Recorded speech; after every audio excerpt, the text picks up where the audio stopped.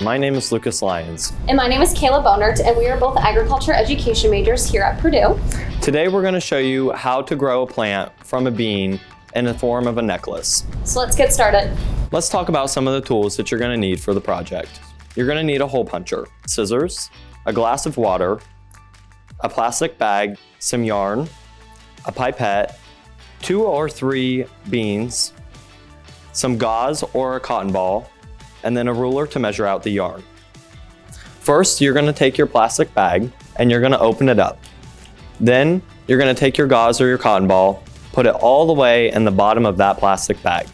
Next, you're going to take the pipette and dip it in the water and secure about 1 to 2 milliliters of water.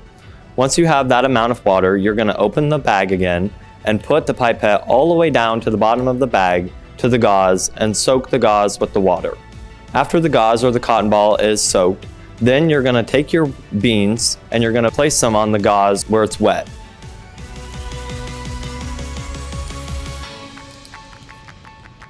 Once that's done, take your bag and seal it up. After that, you're going to punch a hole near the top of the bag. So next you're going to measure out your yarn. We're going to measure this out to be 24 inches. It may be different for you depending on how long you want your necklace to be. I am going to string the yarn through the hole, and then we're going to go ahead and tie it. The hole is a double purpose, A, to hold the yarn, and B, to make sure that the seed receives enough oxygen in order for it to be able to grow. Once you have the yarn through the bag and properly tied, you can go ahead and put it around your neck like I already have.